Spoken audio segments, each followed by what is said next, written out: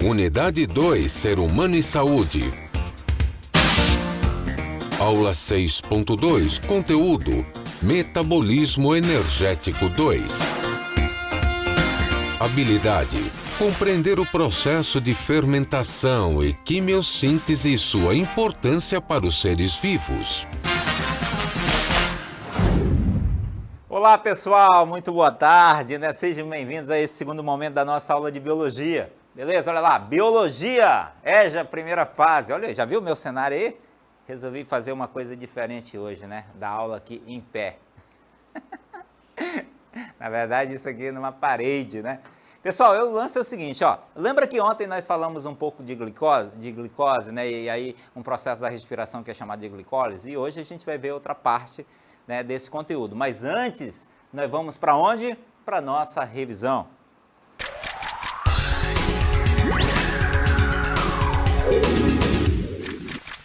Moçada, a Márcia, ela começou falando hoje com vocês um pouco sobre a respiração celular, né? Mais especificamente ela explicou como é que ocorre o processo de fotossíntese e aí a mudança, né, como é que ocorre o processo de fotossíntese. Logo depois eu vou trabalhar com vocês sobre fermentação e quimiossíntese, que é o processo inverso, tá? Mas dentro do processo da respiração celular, lembra que essa respiração ela ocorre no citoplasma e nos mitocôndrias, e lembra que eu falei isso ontem a vocês, que é dividida em glicólise, ciclo de Krebs e cadeia respiratória, com a produção de quê? De ATP. Tá legal? E vamos revisar um pouco também do processo de respiração celular com vocês, só um pouquinho no EvoBook, vamos lá. O processo da respiração celular acontece justamente nessa organela que tem dentro da célula, tá bom? Quem é essa organela, hein, professor? Essa organela aqui, gente, é uma organela que a gente chama que ela é até a usina celular. É aqui dentro que acontece, deixa eu ver se dá para eu escrever aqui, deixa eu tentar escrever aqui. Vai pegar o azul? Deixa eu ver, deixa eu pegar o azul. Tá, vamos lá. Aqui. Opa, fiz besteira. Não, vou tornar a repetir aqui, pegar o vermelho, vamos lá. Isso daqui é a chamada mitocôndrias. Aqui nas mitocôndrias é uma das organelas que a gente chama até como a usina de energia das células, tá? Então, o processo da respiração celular, através da respiração celular na presença de oxigênio, e lembrando que aqui já há a presença de quê? Do gás oxigênio, né? Então, essa organela aqui, ó, que está dentro da célula, que é a mitocôndria, ela que quebra o açúcar e produz o gás carbônico, tá?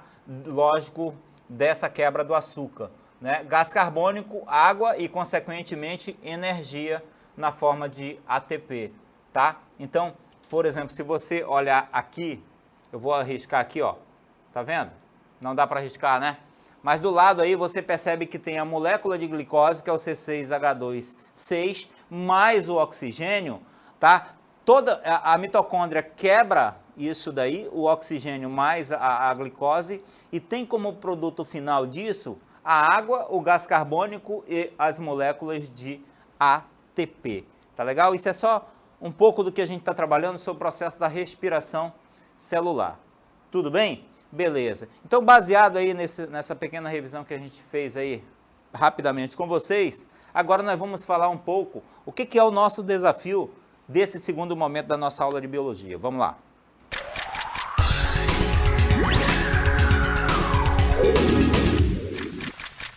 Então, super interessante. Eu quero que você olhe a imagem, presta atenção, hein? Você está olhando a imagem aí, ó, eu quero que a tua cabeça pense. Aí eu quero que lá no final, tu me diga o seguinte, qual é a relação que você tem dessa imagem com a nossa aula de hoje, tá legal? Então, tu és capaz de falar isso para mim lá no final, tudo bem? E nós vamos recapitular isso lá do final, tá bom? Fechou? Fechou, professor. E agora vamos dar continuidade ao nosso trabalho? Vamos lá, então.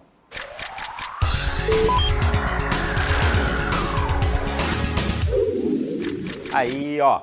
Vamos agora falar um pouco para vocês sobre dois processos, tá? Um processo que a gente chama de fermentação e um outro processo que a gente chama de quimiossíntese. Como é que isso acontece? Quem faz isso? Olha, é muito comum, por exemplo, você já comeu enlatado, não é? Você já comeu pão, não é? Você já tomou vinho? Não sei. O que acontece? Então, tudo isso que eu falei a vocês se dá através desse processo que a gente vai falar agora. Um processo que a gente chama de fermentação. Só para você entender o que é a fermentação em si, tá? Muito bem. Tudo a ver, lembra ontem quando nós falamos sobre glicólise? Lembrou? Então é só tu prestar hoje. Se tu prestar, tu vai entender tudo que fazer a relação da aula de ontem da aula de ontem com a aula de hoje, e aí você vai começar entender o que é fermentação. Entre outras palavras, fermentação é o seguinte. Joga aí, meu querido. É o seguinte, é o processo, olha lá, de liberação de energia. Professor, o que é liberação de energia? Amigão, liberação de energia nada mais é do que a produção de moléculas de energia. E que produção de molécula de energia é essa, professor? Amigo, lembra do que nós falamos ontem? ATP. ATP é molécula de quê? De energia. Então, a fermentação é um processo de liberar, né, energia. Né? Mas nesse processo não há participação, e aí isso é super interessante, da presença do oxigênio. Então, a gente chama disso de anaeróbica. Então, uma fermentação anaeróbica é aquela que não tem a presença do oxigênio, tá? Então, mas na fermentação é um processo de liberação de energia, ou seja, é uma síntese de ATP. Síntese, ou seja, é como se você estivesse criando moléculas de energia, tá bom? Vamos dar uma olhada no vídeo aí como é que foi a descoberta dessa fermentação. Vamos lá.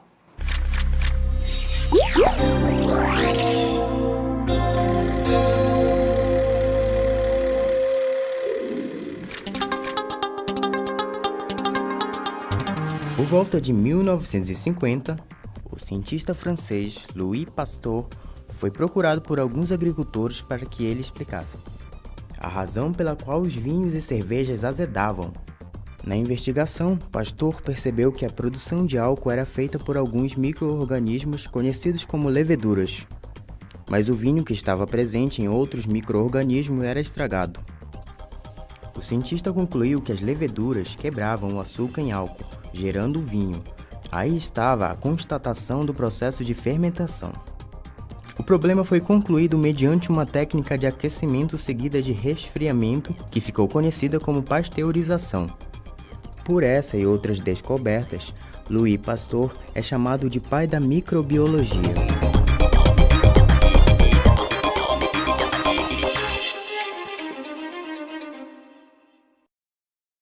Na verdade, isso daí é a história, não é, do processo de fermentação. Então, Pasteur, na verdade, ele descobriu, né, que ali acontecia a fermentação e logo a produção, né, de vinho. Mas de que maneira ocorria isso? Ou seja, com a inserção de alguns micro-organismos, nesse caso, a levedura, né, onde ela quebrava a molécula de glicose. Olha que interessante, né, nessa produção. Então, lembra quando a gente falou para vocês, você aí já tomou vinho? Você aí já comeu pão?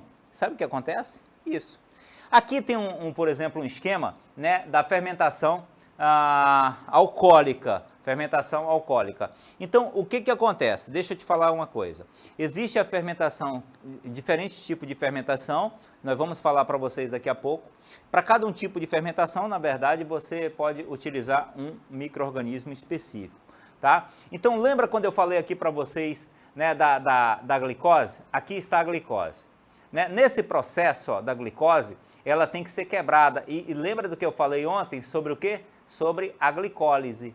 Né? E para que aconteça a glicólise, ó, essa glicose aqui ela precisa ser quebrada, mas consequentemente ela tem que ter o quê? As moléculas de ATP. Né? E aí, lembra que eu falei ontem na glicólise? Por que você está recapitulando isso, professor? Para que vocês possam entender um pouco sobre o que é essa fermentação. Olha, na glicólise acontece o seguinte, né? Acontece a produção do ácido, né? pirúvico, beleza? Mais moléculas de ATP, né? Aqui da fermentação alcoólica, que acontece o seguinte, na fermentação alcoólica, tá? Já existe a presença aqui do gás carbônico, né?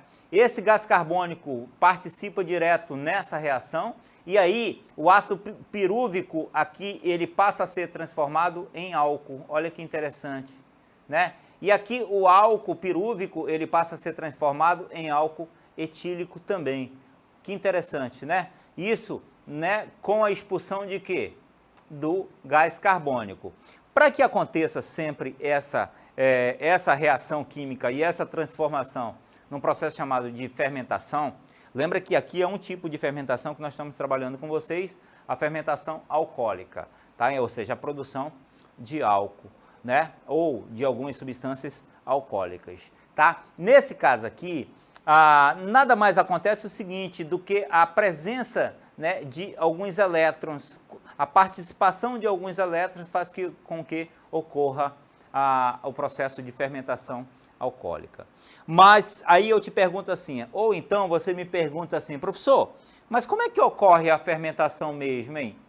Deixa eu te falar o seguinte, ela ocorre no chamado citossol celular. Entre outras palavras, vamos mostrar aí para vocês a próxima aí. Ocorre no citossol, né? Ou seja, a glicose, lembra que sempre é o açúcar, professor, o açúcar está inserido em tudo. Isso, a glicose, pessoal, ela é a substância que irá ser degradada, né? Lógico que parcialmente. Então, na ausência de quê? De oxigênio. Falamos ali? Ou seja, ela é quebrada. Lembra que nós falamos que ela é uma substância orgânica, então ela é grandona? Então ela vai ser quebrada parcialmente, né? Mas não tem a participação ali do oxigênio. Ou seja, é como se ela fosse transformada em uma substância mais simples, como por exemplo o álcool, né? O ácido lático e o ácido acético. Que interessante, tá? Então é isso, professor. Fermentação, como é que ocorre a fermentação? Ocorre assim, tu pegas o açúcar e quebra esse açúcar. E logo esse açúcar, ele é o quê? Transformado em substâncias mais simples. Beleza, professor. Professor, é o seguinte, me diz uma coisa, hein? Quem são os micro-organismos que realizam esse processo de fermentação, hein? Deixa eu escrever aqui para ti, meu amigo. Aqui, ó, aí está, tá? Então, é o seguinte, quais os seres que realizam a fotossíntese, o processo de fermentação? Desculpa, fotossíntese não, de fermentação. Estou entrando na aula da Márcia. Olha lá. Os seres anaeróbicos obrigatórios. Que é isso, professor? Amigão, por exemplo, as bactérias do tétano, né? Ou seja, o que é a bactéria do tétano? Meu amigão, ela não precisa de oxigênio para sobreviver. Ela transmite, aquela bactéria que transmite o tétano. Na verdade, ela é chamada de Clostridium tetani, tá bom? E também um outro ser que realiza, interessantíssimo, são os anaeróbicos facultativos. Esses anaeróbicos facultativos, ou seja, nesse caso, as nossas células são aquelas que não têm oxigênio suficiente, tá bom? Esse caso aqui, quando fala de anaeróbico facultativo, quer dizer o seguinte, vou escrever, ou sem a presença de oxigênio. Então, eles podem trabalhar muito bem nessas condições, tá? Então, os seres que não precisam de oxigênio, aí o Clostridium tetani, o causador do tétano, né, essa bactéria, mas existe também micro-organismo que pode ter ou não a presença de oxigênio, ele também faz um processo de fermentação. Tá legal? Ficou entendido? Ficou. Então, vamos ver o tipo de fermentação que existe, professor? Aí, meu amigão, tu que é chegado aí, ó, um álcoolzinho, viu, Alessandro? Tu que gosta de tomar uma no fim de semana, é contigo, pai. Aí, tu pode até aprender, hein? Conserva lá umas bactérias, umas leveduras que tu vai produzir vinho. Aí, ó, tipos de fermentação. Fermentação alcoólica. Como é que é? Professor, me ensina que eu vou fazer álcool na minha casa, professor. Não vai na corda. Ou seja, Nesse tipo de fermentação acontece o seguinte, a liberação de gás carbônico. Lembra quando eu falei lá no croma que o gás carbônico ele é liberado? Né? Então, é realizado por bactérias e leveduras. Bactérias e leveduras. Elas se alimentam dos açúcares do suco de uva ou o malte, né? E formam o vinho, ou então a cerveja. Olha que interessante. Ah, professor, então essas bactérias, na verdade, elas se alimentam da glicose, é isso? E ali elas quebram, tem a função de quebrar essa glicose e transforma isso, né? E formam o que a gente chama de vinho, é isso? É isso, meu amigo, é isso aí. Isso a gente chama de quê? De fermentação alcoólica, ou seja, realizada por bactérias ou leveduras que se alimentam desse açúcar que está inserido no suco da uva, ou então no malte, no caso da cerveja, e aí transforma em vinho ou em cerveja, respectivamente. Fechou? Fechou, professor? Professor, me diz uma coisa, e a fermentação alcoólica, hein? Como é que acontece? Aí é o seguinte, ó, a alcoólica, desculpa, os fungos, e esses fungos aqui, são chamadas os Saccharomyces cerevisiae, né? Eles são utilizados muito na fermentação do pão, né? Do pão. Esse também é um outro exemplo, tá bom? Então, o que que acontece?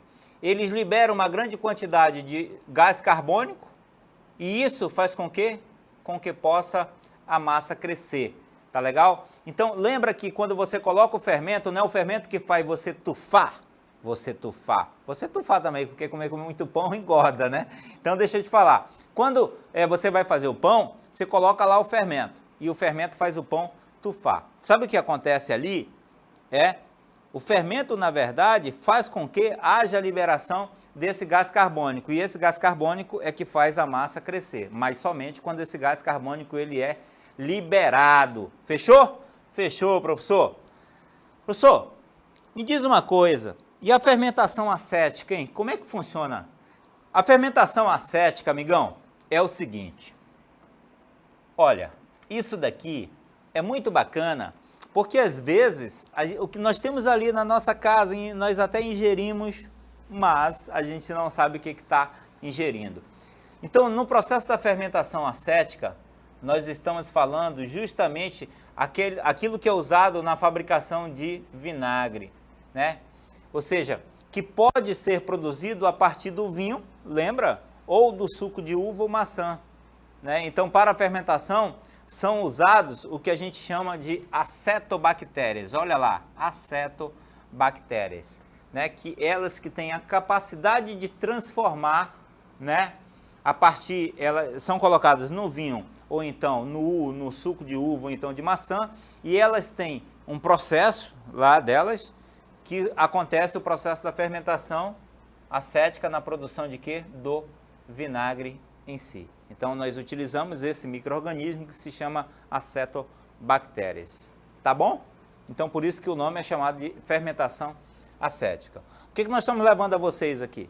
É lógico que nós não estamos utilizando fórmulas de que maneira acontece esse tipo de fermentação. Nós estamos citando a vocês para que vocês conheçam quais os tipos de fermentação. Tá legal? Beleza. Uma que é muito interessante, que a gente até vivencia isso nas nossas atividades, é a fermentação lática. Eu vou até contar uma curiosidade aí para quem gosta de fazer exercício físico. Deixa eu escrever aqui com fino. A fermentação lática. O que é isso, professor? É aquela que acontece nos que são derivados, né, de leite, né? Aquilo lá derivado de leite. Então, nesse tipo de fermentação, se dá a realização por nossas células, lógico, né, do tecido muscular. Olha que interessante, onde acontece, professor? Ou seja, realizada por nossas células do tecido muscular estriado, né? E por bactérias, que se chamam, no caso, bactérias e lactobacilos. Amigão, deixa eu te falar uma coisa. Tu nunca tomou um iogurte, aqueles iogurtes onde você escreve assim, contém lactobacilos, são, como é, eu não vou dizer aqui para não fazer propaganda, mas é os Activia da vida aí, né? Então, o que acontece? Acontece aqui, ó, se utiliza lactobacilos e eles auxiliam direto o quê? Né? No melhoramento da tua função intestinal, né? Ou seja, então, geralmente quem tem aí a chamada, Márcia, me corrija se eu estiver errado, prisão de ventre, é isso que é o lance, a necessidade, a dificuldade que você tem de evacuar, né?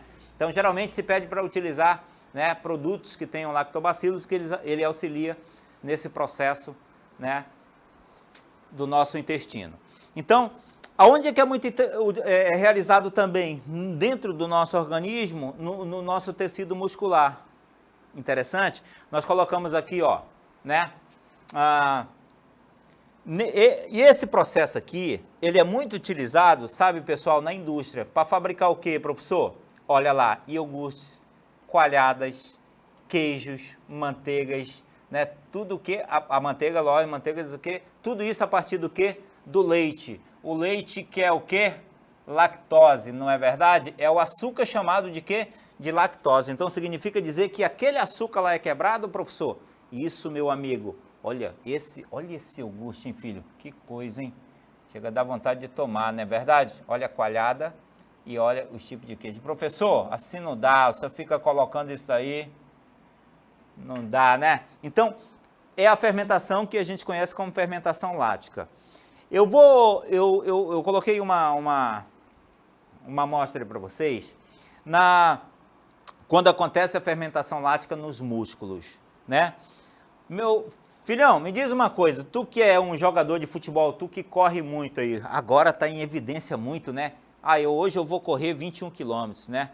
Hoje isso bomba. A Márcia, a nossa querida professora Márcia, ela é uma das maiores corredoras desse estado, é atleta pura. Ela fez ultimamente 21 quilômetros aqui, acho que foi domingo ou foi sábado aqui em Manaus, né?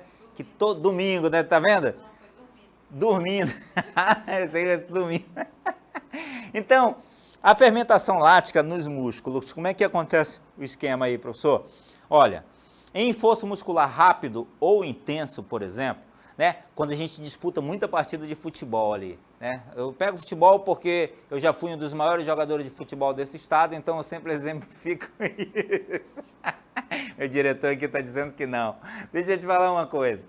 Então, quando você faz muito esforço muscular, né? Você utiliza muito o músculo, às vezes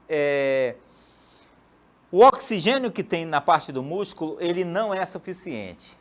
Então, deixa eu te falar uma coisa, tu já ouviu falar de cãibra? Tu já sentiu dores no músculo quando tu fizeste exercício muito intenso? É isso que eu vou te falar agora, meu irmão. Ó, acontece o seguinte, o que acontece então, professor? Quando nós fazemos muito esforço muscular, né? O que acontece? Acontece o seguinte, falta energia ao músculo, né? E ali você fez muito esforço, e aí ele consumiu aquele oxigênio que está contido no teu músculo, não é suficiente, né, para exercer a função muscular. Aí o teu músculo começa a sofrer dores, começa a ter um determinado problema de cãibra. Sabe o que aconteceu ali? Aconteceu o seguinte, como o oxigênio não era suficiente, então a glicose que estava contida ali no teu músculo, ela começou a ser quebrada e aí houve uma grande produção de ácido lático. Olha que interessante.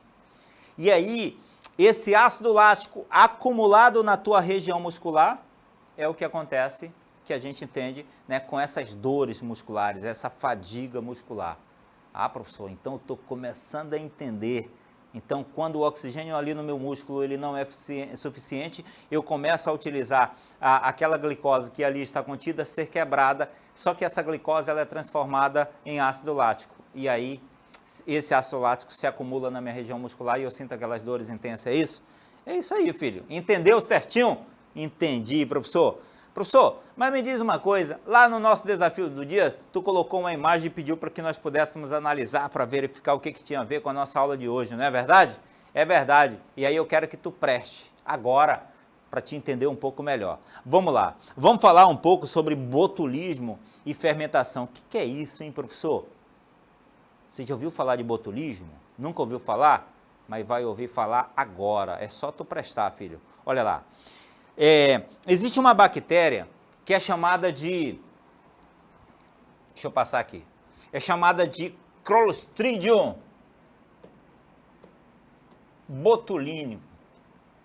Olha, você pode ver botulinum ou botulínico. Você pode, em alguns livros, essa a pronúncia, tá bom? Essa bactéria, na verdade, ela libera toxinas, olha que interessante, amigão. Ela libera toxinas em enlatados mal conservados e ela libera na fermentação um gás de maneira que possa fazer com que a lata ela possa ficar tufada, vamos dizer assim, tufada, né? Aí está colocado estufa, a lata é como se a lata tivesse tufada. É isso, e aí você pode ter uma doença que é chamada de botulismo, transmitida por essa bactéria que é chamada de Clostridium botulinum. Então, quando a lata ela está mal, né, aquele produto ele está mal enlatado e essa lata ela tem mau uso de conservação, o que acontece? A bactéria que pode estar ali, naquele produto, libera determinada toxina. Então, esse é um conselho que a gente dá, tá? Não compre enlatados. A tua conserva, o pessoal que é lá da região de Envira, que gosta de muita conserva, né, diretor? Lá de Andreba, muito Andreba. Então, não compra conserva enlatada, que tenha ali, que esteja tufada, que esteja a lata amassada. Não compra sardinha com lata amassada, ou seja, não compra enlatados amassados, porque pode conter, né, essa bactéria, e aí você pode ter uma doença séria demais. Beleza? Beleza. Professor, é verdade que a partir dessa bactéria também, a gente pode esticar os olhos das pessoas, a cara das pessoas. Professor, eu vejo mulher com cada cara esticada aí, né? A cara, o nariz está chegando no olho, os lábios estão pegando na orelha. É verdade isso, professor? É, amigão, mas a gente vai ver isso, lógico, moderadamente. Agora, nós vamos pegar aí um pequeno filmezinho, né? Um videozinho para vocês falando sobre o Botox. O que é o Botox tão desejado pelas mulheres? Vamos lá.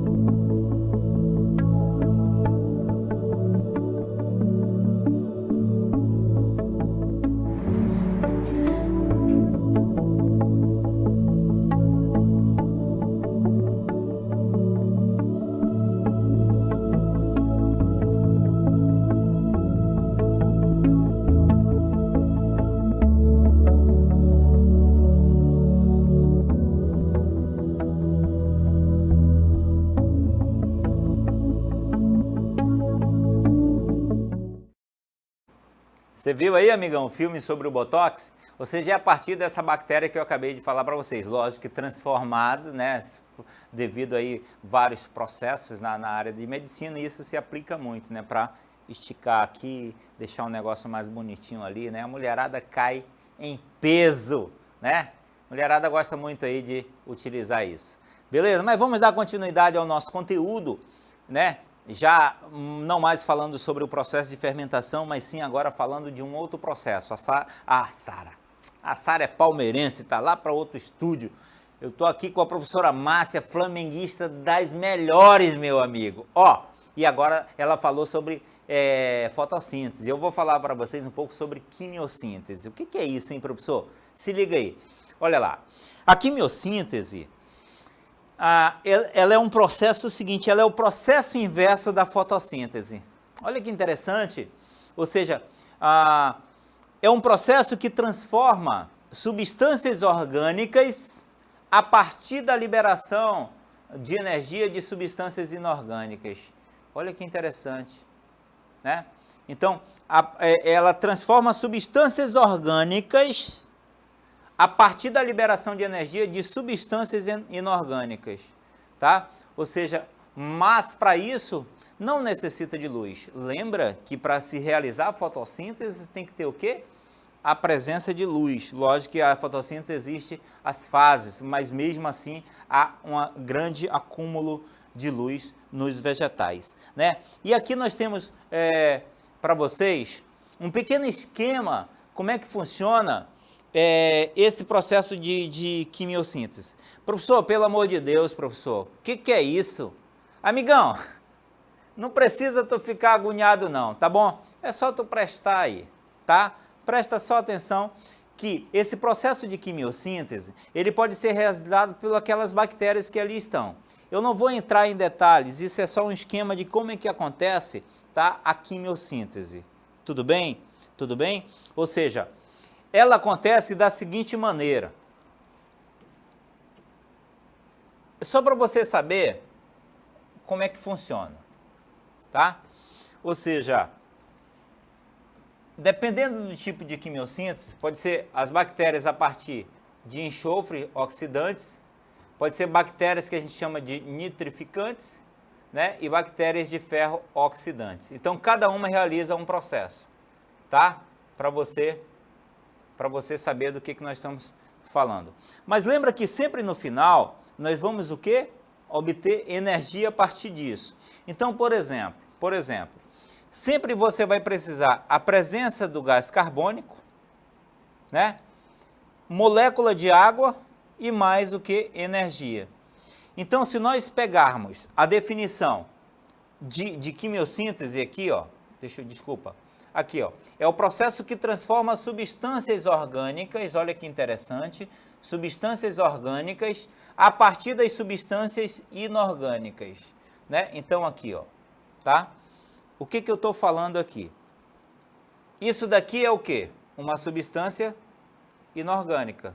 Isso aqui é o quê? Uma substância inorgânica. Não é verdade? Mais energia. E aí, ó, faz o quê? Compostos orgânicos e mais o quê? Oxigênio. Tudo bem? Tá? Então, no processo de quimiossíntese, é dessa maneira que se faz. Então, as bactérias, elas transformam, né, essas substâncias inorgânicas, lógico que tem que ter a presença de energia, em compostos do quê? Compostos orgânicos. Isso se utiliza muito. Isso se utiliza muito e você vê muito que acontece com algumas bactérias no ramo da agricultura, né, que a gente chama das bactérias nitrificantes, aquelas que agem diretamente lá no processo da adubação, né, aquelas bactérias que você encontra em raízes de alguns vegetais aí, né? Então esse processo de quimiossíntese. Beleza? Então a quimiossíntese, galera, para que serve? O que permite a quimiossíntese, professor? Ela permite o seguinte, a sobrevivência das bactérias nitrificantes que eu acabei de falar aí, ó, e do homem. Por quê? Porque essas bactérias, pessoal, elas reciclam a matéria, formando o quê? Aminoácidos, e esses aminoácidos são essenciais para quem? Ao homem. Pelo amor de Deus, que importância isso tem, né? Olha lá, né? Ou seja, a quimiossíntese permite com que essas bactérias nitrificantes sobrevivam, né? E, ao mesmo tempo, elas possam o quê? Formar o quê? Aminoácidos. E aminoácidos são essenciais para quem? Para nós. Beleza? Nós falamos também sobre os desafios, não é? Os desafios de hoje. E aí, qual é, Márcia, o primeiro? O primeiro desafio, a gente perguntou como as plantas obtêm energia, né? E aí, a partir da aula, vocês podem responder, né? Como que as plantas conseguem obter energia. Então, elas fazem a fotossíntese e ali elas produzem a glicose que fica disponível para as suas atividades, tá? Então, a fotossíntese auxilia as plantas na produção da glicose, ok? Então, é assim que as plantas obtêm energia. E no nosso segundo desafio, né, qual seria a relação da imagem com a nossa aula de hoje? Nós colocamos muito aí, né, que é justamente, por exemplo, o acondicionamento dos enlatados. Uma vez feito o mau condicionamento desses enlatados, você pode contrair uma doença que a gente conhece como botulismo, né, que se encontra muito. Por quê? Porque ela libera essas toxinas e aí você pode contrair a doença. Tá bom? Beleza? Ó, espero que vocês tenham gostado da aula de hoje. Retornem todos com Deus para suas casas e até segunda-feira. Então, até segunda.